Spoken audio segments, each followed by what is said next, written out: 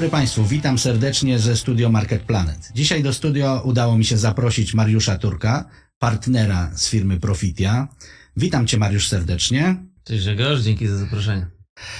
Tematem naszego dzisiejszego spotkania, ponieważ Mariusz był ekspertem, który komentował nasz raport, który się pojawił o automatyzacji zakupów B2B, więc tematem dzisiejszego spotkania będzie pogłębienie tych tez, które udało się skomentować w ramach raportu. Także ja przygotowałem kilka pytań, ale pierwsze takie odczucia Twoje, Mariusz, jeżeli chodzi o sam wynik raportu, tego jakie insighty się w nim pojawiły z punktu widzenia firmy doradczej, bo jesteście firmą doradczą, uczestniczycie w wielu procesach, gdzie ta automatyzacja się też pojawia, doradzacie w zakresie automatyzowania funkcji zakupowych. Także jakbyś mógł takie Twoje pierwsze wrażenia tego, jak wyglądamy na rynku. Wy też działacie na rynku międzynarodowym, więc też może trochę z punktu widzenia pewnego benchmarku.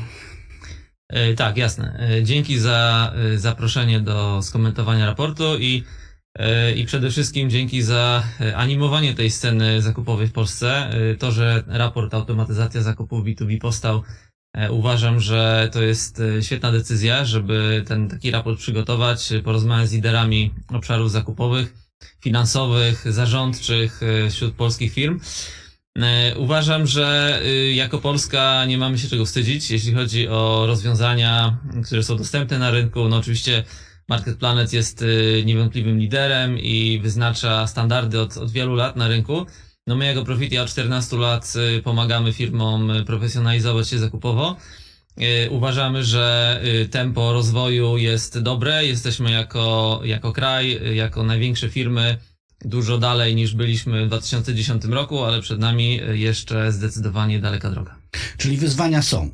Czy to są wyzwania tylko w zakresie technologii, czy też pewnego mindsetu, podejścia liderów zakupowych? Dużo się o tym dyskutuje. Ja taką tezę, którą podkreślam, ludzie, procesy, technologia, tak? Więc w tym aspekcie ludzkim, czy gdzieś tu widzisz wymiar nowych kompetencji, nowego spojrzenia z punktu widzenia CPO, dyrektora zakupów na wykorzystanie technologii, ale też w tym powiązaniu właśnie procesów ludzi? Tak, ludzie są bardzo ważnym klockiem w całej układance związanej z digitalizacją, no i oczywiście zarządzaniem każdym przedsięwzięciem w firmie. I moja opinia jest bardzo prosta. Edukacja w zakresie zakupów powinna się zacząć od zarządów i od ludzi, którzy są liderami na każdym szczeblu organizacyjnym w firmach. Zarządy bardzo dużo czasu z mojego doświadczenia, z moich rozmów z członkami zarządów poświęcają funkcjom, które są takie przebojowe w firmie. Oczywiście sprzedaż jest na ustach wszystkich, firma jest tak dobra, jak jej funkcja sprzedażowa. To oczywiście się przekłada na inwestycje, to się przekłada na rozwój ludzi. Zakupy są traktowane trochę po macoszemu jednak ciągle w wielu firmach. Zgodnie z maksymą, którą lubię powtarzać, że nie ma nic prostszego niż wydawanie cudzych pieniędzy. Każdy potrafi kupować. Oczywiście, każdy potrafi kupować, każdy się zna, każdy członek zarządu, nawet wielu członków zarządu, jak są zakupy, nie wiem, telefonów komórkowych kiedyś, czy teraz floty, czy komputerów, to bardzo chętnie się angażuje, no bo przecież każdy coś w życiu kupował. Natomiast mało osób przelicza sobie tak zwaną dźwignię zakupową, którą my często stosujemy na szkoleniach czy w rozmowach z zarządami, a oznacza ona przełożenie jednej dodatkowej złotówki zyskanej na efektywności kosztowej, która idzie w 100% w EBIT, w zysk operacyjny, podczas gdy jedna złotówka wyższej sprzedaży idzie tylko w EBIT w takim procencie, w jakim ta firma jest marżowa, czyli na przykład... A wiemy, że dużo firm w tej chwili tą marżowość tam musiało troszkę skurczyć tak. Ze względu na to, co się dzieje w makrootoczeniu. Tak, żyjemy od 2-3 lat w środowisku wysokiej inflacji i nie każda firma jest w stanie rosnące koszty własne przekładać w takim samym procencie na klientów, w jakim rosną jej koszty. Też koszty pracy rosną bardzo dynamicznie, podwyższane są kilka razy do roku płace minimalne, które w wielu firmach, na przykład produkcyjnych, ogromnie biją w marżowość i firmy oczywiście powinny się profesjonalizować w zakresie pricingu, ale też koszty zakupowe są bardzo silną i często niewykorzystywaną dźwignią efektywności. I jak do tego podejść? Bo mówisz o poziomie strategicznym, było o zarządach, było o dyrektorach, było o pracownikach. Mówisz o tych złotówkach zaoszczędzonych. Ja też jestem twardym zwolennikiem właśnie tej teorii. Ale jak podejść w ogóle, żeby zacząć, wracając trochę do tej automatyzacji, tak? Gdzieś, nie wiem, pokazać business case, właśnie zacząć rozmowy na poziomie dyrektora zakupów. Od czego zacząć? No jakby znowu wracam z uporem do tego, jak wy wchodzicie jako firma doradcza, jeszcze o wdrożeniu automatyzacji nikt nie mówi, albo też musicie pokazać, że jakby część rzeczy już jest zautomatyzowanych, gdzieś synergie pomiędzy narzędziami. Jak to wygląda? To tutaj takie wskazówki, proszę Państwa, też dla zarządów, tak? No tak, jak każdego słonia trzeba go zjeść po kawałku i to w jaki sposób my podchodzimy do automatyzacji i digitalizacji, to jest jasny podział procesów na poziomy. I ten proces zakupowy, my od zawsze tego uczymy, ma 3 poziomy. Jest poziom strategiczny, który jest oderwany od poszczególnych postępowań zakupowych, od pojedynczych zakupów, tylko patrzymy na poziomie całej kategorii, czyli mówimy o, nie wiem, kategorii utrzymania ruchu albo kategorii IT i zastanawiamy się, w jaki sposób zwiększyć jeszcze przed wyjściem na rynek, jeszcze przed napisaniem specyfikacji to efektywność i do tego są narzędzia zakupowe, które pomagają to zautomatyzować, zdigitalizować. Jest poziom taktyczny, czyli proces wyboru dostawcy, gdzie na początku ktoś musi napisać specyfikację, co tak naprawdę chce kupić, potem dział zakupów musi to przełożyć na zapytanie ofertowe i doprowadzić proces wyboru dostawcy do szczęśliwego zamknięcia podpisaną umową. No i wreszcie jest poziom operacyjny, często w tej gwarze zakupowej nazywany P2P, czyli Procure to Pay. Ktoś musi to w końcu kupić. No, ktoś musi to kupić, potem ten dostawca musi to dostarczyć, a potem jeszcze jakieś osoby w firmie muszą to rozliczyć i ten dostawca musi w końcu dostać pieniądze, tak? Na tym polega umowa. Na woli zgodnej 2 stron. Ja sprzedaję ci ten komputer, dostarczam ci ten komputer na takich warunkach, a potem ty mi za niego zapłać, zgodnie z umową, którą podpisaliśmy. I gdybyśmy wchodzili w jakie są szczegółowe narzędzia do digitalizacji każdego z tych poziomów, to byśmy stąd nie wyszli. Natomiast zachęcam do przeczytania w samym raporcie. Bardzo detalicznie odnosimy się do podzielonego procesu i tego, jakie narzędzia mogą, czy jakie narzędzia już dzisiaj są, a na jakie stawiamy przyszłościowo, czy na jakie stawiają menadżerowie zakupowi. Tak, ale podam tylko taki przykład, który w ciągu ostatnich 2, 3 lat wdrażaliśmy, czy pomagaliśmy wdrażać na poziomie operacyjnym. I to jest przykład rozliczania zamówień z fakturami zakupowymi. To jest taka zmora wielu firm i organizacji i wiem, że Market Planet ma narzędzia, które się specjalizują w tym konkretnym procesie. Są też inne, ale to jest taki typowy proces, który jest bardzo żmudny, bardzo trudny. Jeżeli ktoś się pomyli albo nie dołoży należytej staranności, to można zapłacić na przykład lewą fakturę wartości kilkuset milionów złotych, jak się zdarzało nawet polskim firmom, albo po prostu można popełnić dużo mniejszy błąd, ale który na przykład nigdy nie wyjdzie na światło dzienne.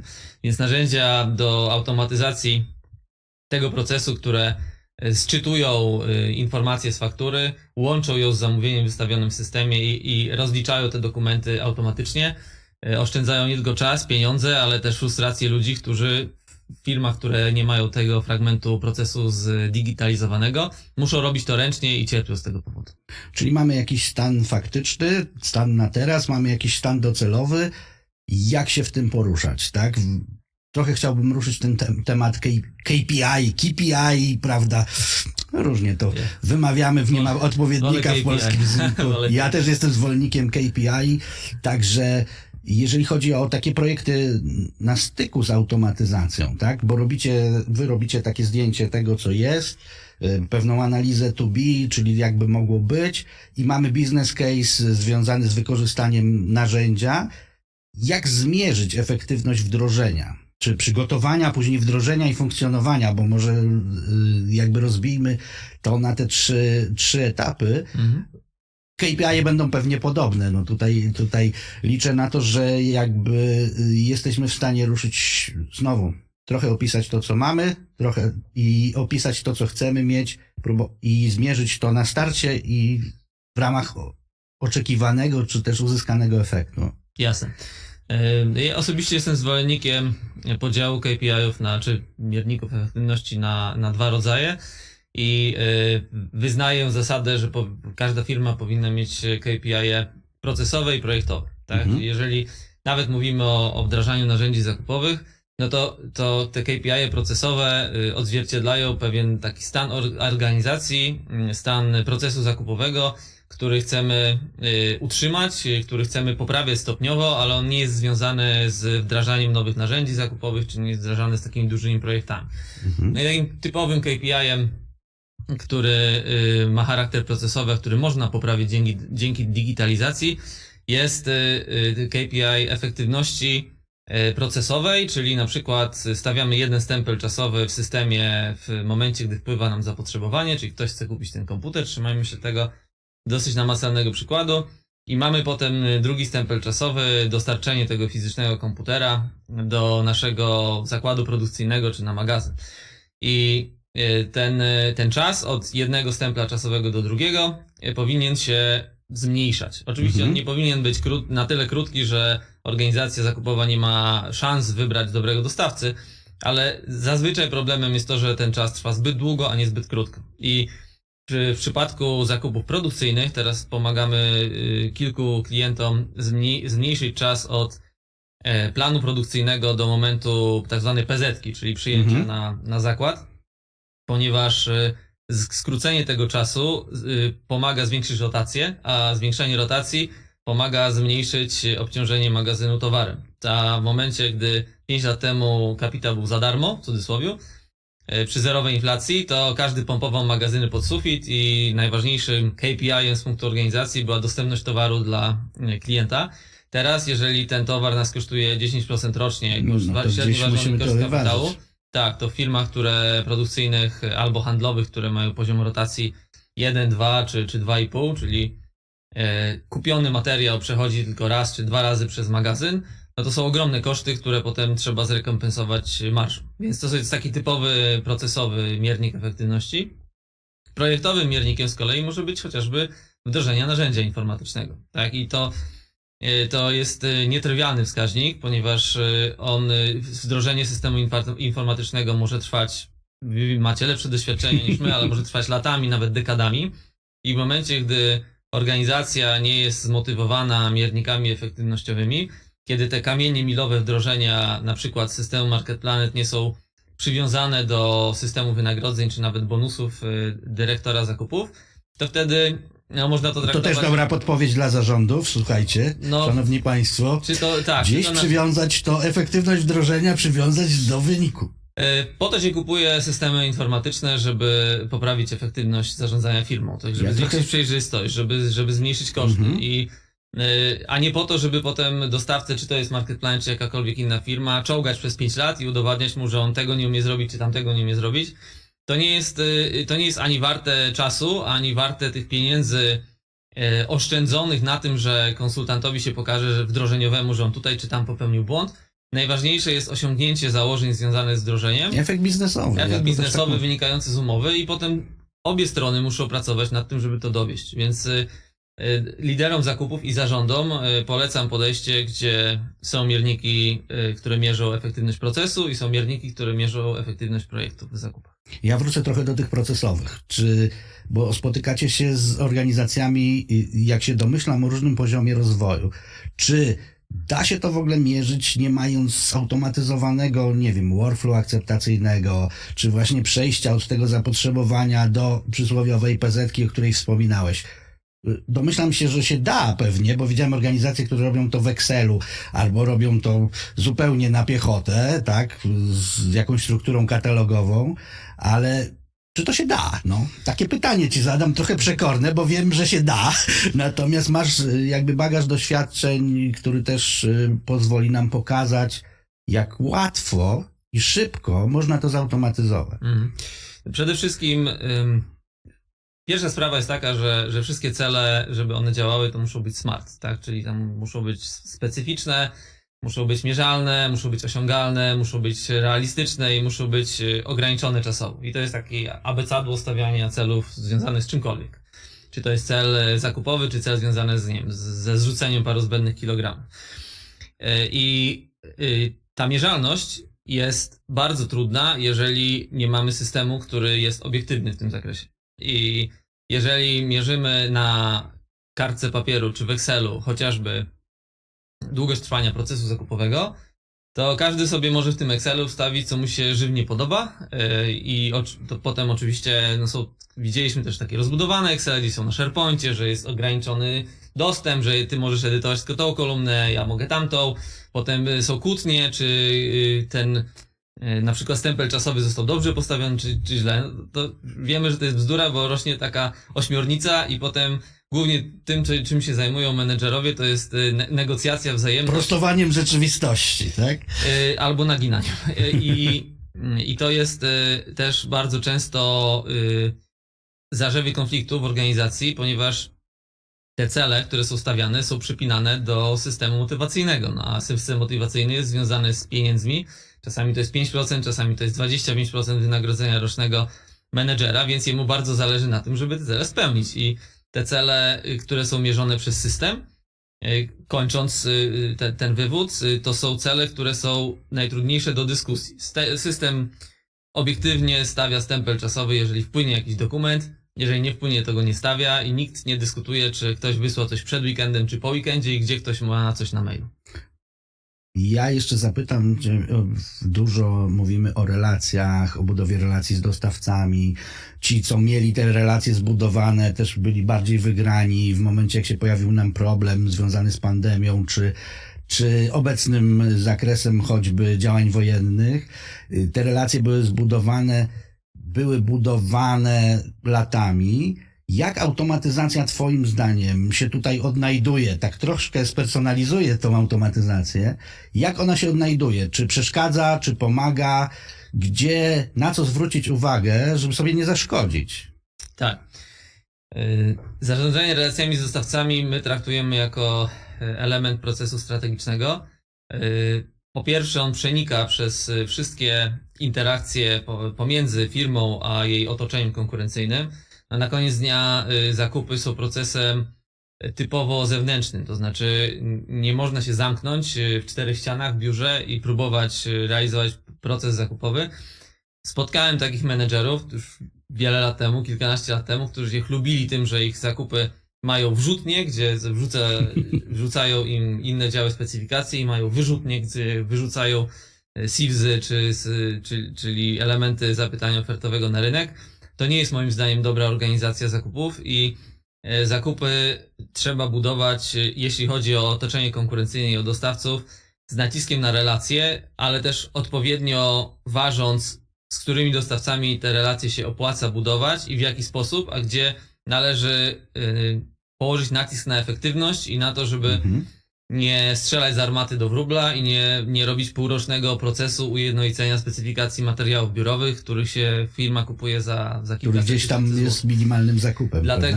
Dlatego SRM, czyli akronim od Supplier Relationship Management, jest bardzo ważnym elementem procesu zakupowego, ale narzędzia w celu jego automatyzacji pomagają po pierwsze skoncentrować te relacje tam, gdzie one są ważne, czyli na przykład na procesie negocjacyjnym, to każdy wie, ale też na przykład na procesie budowy innowacji. Wszystkie firmy... No mamy teraz też wymiar ESG, prawda? Tutaj w tym zakresie. ESG też jest bardzo ważne i to nie tylko jako złapanie deklaracji wypełnionego arkusza w Excelu po to, żeby mieć podkładkę, ale po to, żeby dynamicznie zarządzać na przykład śladem węglowym dostawców. My teraz coraz więcej też jako Profitia mamy projektów, które mają przynieść na celu oszczędności nie tyle w pieniądzu, co w zmniejszeniu emisji, ponieważ te emisje z zakresu trzeciego związane z łańcuchem dostaw są przerzucane, odpowiedzialność za mierzenie i zmniejszanie tych emisji, na dyrektorów zakupów.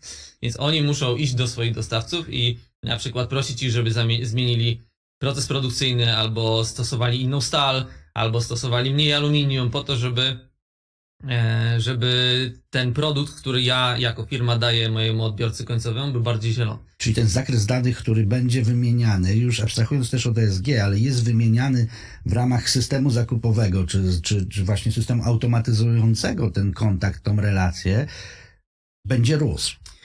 On będzie nie tylko rósł, ale on będzie też zmieniał swój charakter. Czyli mówiąc o tym, że firmy się powinny skoncentrować na relacjach z dostawcami, to ja mówię o takich relacjach, które budują dużą wartość w łańcuchu dostaw. Na przykład, nie wiem, wspólne opracowanie nowego produktu, albo zmiana komponentu z jednego na drugi, który jest 30% tańszy, ponieważ inaczej podchodzi do specyfikacji.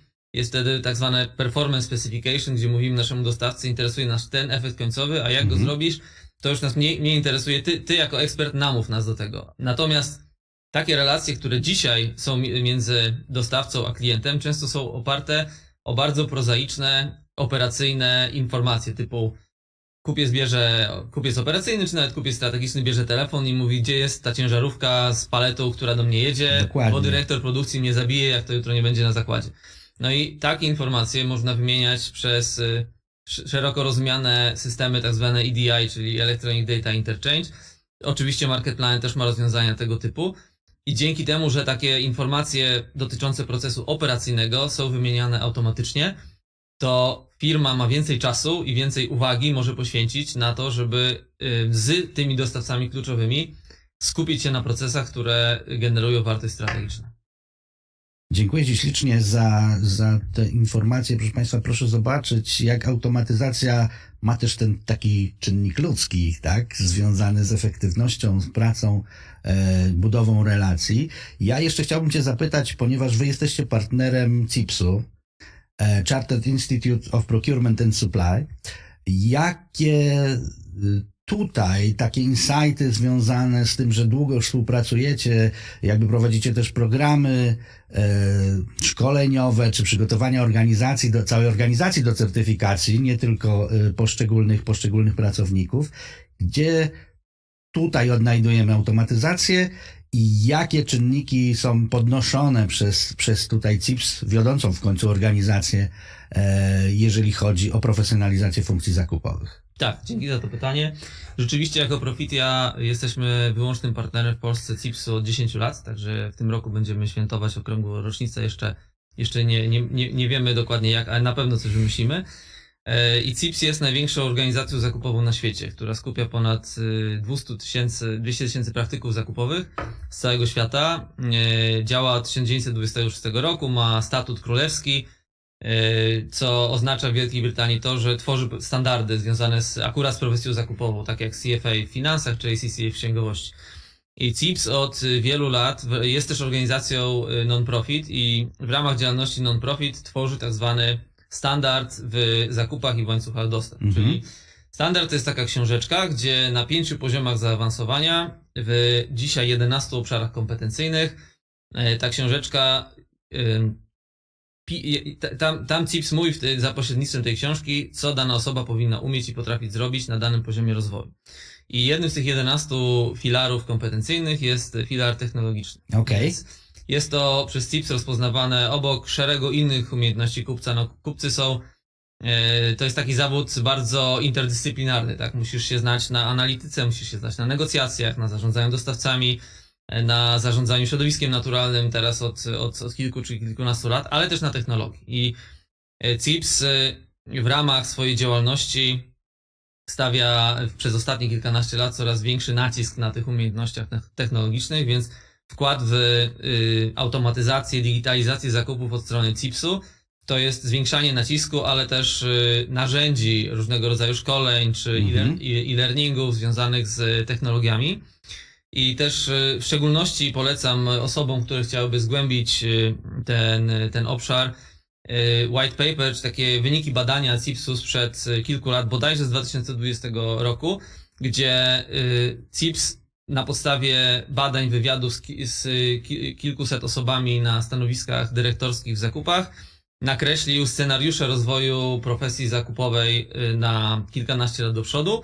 I takie dwa wiodące scenariusze to był scenariusz technologiczny i scenariusz oparty o relacji. Tak? I CIPS się zastanawiał, czy na przykład w 2030 czy 2040 roku całe decyzje zakupowe będą podejmowane przez roboty, gdzie digitalizacja i automatyzacja będzie 100% i nikt już nie będzie, człowiek nie będzie wchodził w interakcję z człowiekiem przy wyborze dostawcy i przy budowaniu katalogu nawet. I temu scenariuszowi, no trochę dla mnie upiornemu, został przeciwstawiony scenariusz, w którym ludzie będą budowali relacje w oparciu o interakcję bezpośrednią, tak, gdzie jeżeli ktoś ma jakiś problem, no to jednak wie, kto od dostawcy może mu ten problem pomóc rozwiązać, gdzie jednak ta interakcja międzyludzka związana z SRM-em, o którym rozmawialiśmy, będzie bardzo silna.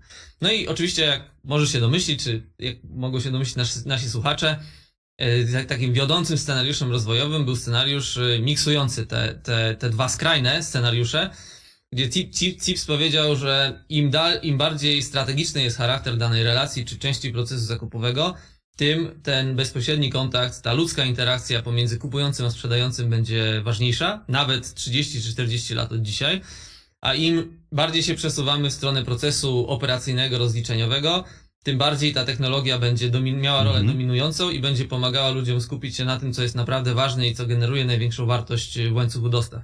I takie jest też moje osobiste zdanie, a Cips ma szereg produktów, które pomagają zrozumieć i nauczyć się, jak odsiać te czynności powtarzalne, operacyjne od tych strategicznych i jak skupić swoją uwagę na tych, które sprawiają, że zakupy zaczynają być postrzegane również przez polskie zarządy jako centrum zysków, a nie centrum kosztów. I ja pójdę dalej tym wątkiem i dopytam cię o ten buzz, hype, który w tej chwili nam się pojawił też w zakupach dotyczący sztucznej inteligencji. To już ostatnie pytanie, ale Wiedziałem, że do tego muszę je zadać, mając takiego profesjonalistę po drugiej stronie stołu, mającego do czynienia, tak jak tu już wspominałem, z dużą ilością klientów z różnych branż.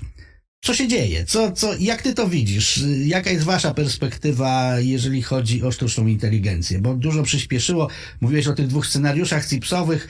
To ten rozwój sztucznej inteligencji pewnie też będzie miał wpływ i odwzorowanie w tym, jak Cips postrzega te scenariusze, tak się domyślam, tak? Bo tu mieliśmy skrajny miks, ale teraz ten miks, no ja też jestem akurat zwolennikiem tej teorii, że operacyjne tak, strategiczne trochę mniej, tu bardziej sztuczna inteligencja jako taki copilot, jako asystent, ale ciekaw jestem twojego zdania.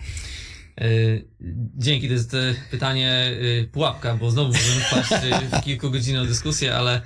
Krótko, w takim razie, Mariusz, krótko poproszę. Postaram się krótko, ale nie za krótko.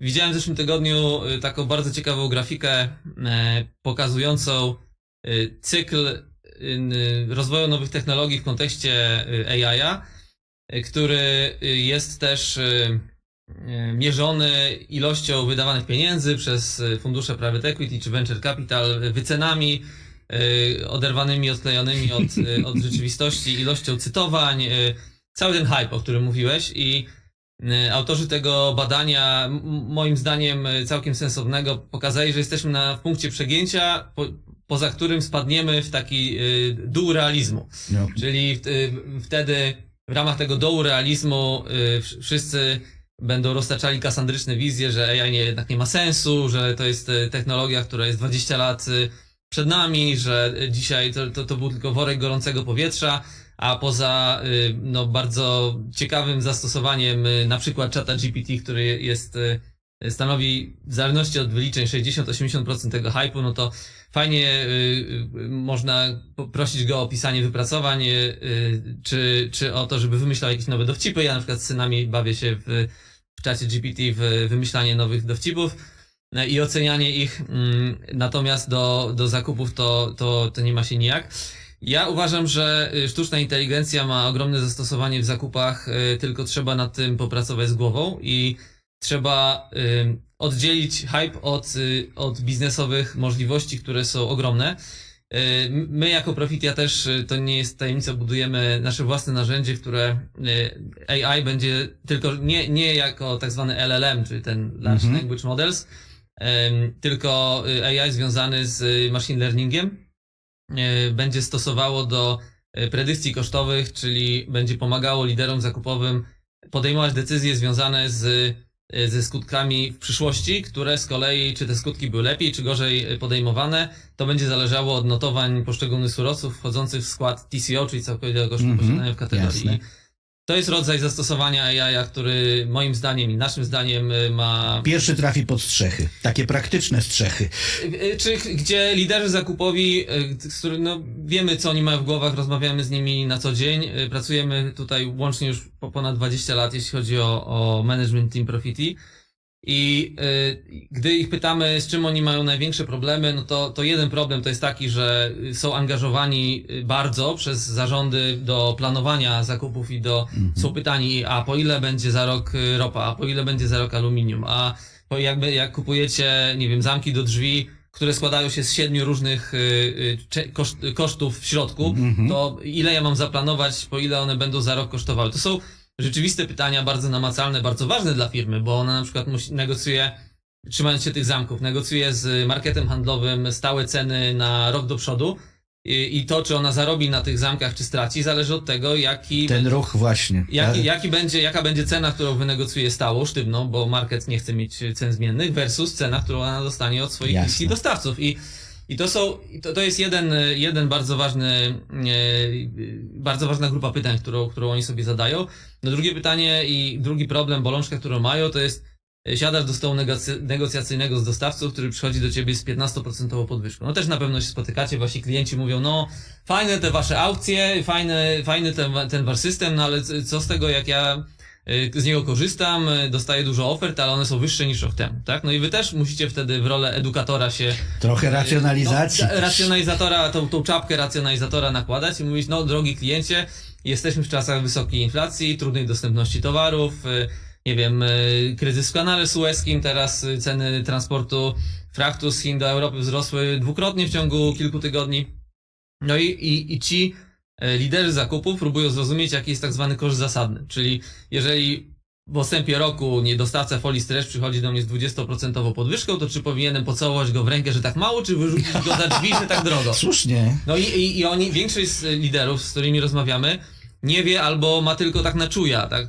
Próbuje zebrać jakieś inne oferty z rynku, no ale jak wiesz doskonale, często żyjemy w rzeczywistości w kategorii, gdzie tego dostawcy jest bardzo trudno zmienić, bo on na przykład stawił nam maszynę, która to pakuje i weź go zmień teraz z dnia na dzień. Więc nasza odpowiedź od strony też AI-a to jest wykorzystanie go do śledzenia tego kosztu zasadnego w czasie. Wy też na pewno macie kilka projektów, gdzie tego AI-a chcecie zastosować. Zresztą wiem, że stosujecie rozwiązania AI-owe chociażby w tych funkcjach związanych z OCR-owaniem czy ze szczytywaniem danych z faktur. To też jest zastosowanie bardzo praktyczne. Więc podsumowując ten wątek, uważam, że AI ma zastosowanie ogromne, ale niekoniecznie do tego, żeby kupiec siedział i zastanowił się, jakiego tu prompta wrzucić w czata GPT, żeby rozwiązał wszystkie problemy zakupowe za niego. I tym akcentem związanym ze sztuczną inteligencją chciałbym, żebyśmy skończyli dzisiaj. Zachęcamy Państwa do przeczytania całości raportu. Automatyzacja zakupów B2B, szereg opinii, szereg ekspertów, których zdanie będziecie w stanie poznać, wczytując się w raport, także pewną ocenę poszczególnych zakresów, które są wspierane, które w automatyzacji widzą przyszłość, a które już dzisiaj zostały w pewien sposób zautomatyzowane. Pojawi tam się Excel, pojawi nam się kwestia automatyzacji relacji, pojawi nam się właśnie AI i to, co liderzy zakupowi dzisiaj definiują jako przyszłość automatyzacji. Dziękuję ślicznie, Mariusz, za naszą dzisiejszą rozmowę. Zachęcamy Państwa do pobrania raportu. Bardzo dziękuję, Grzegorz, i do następnego razu.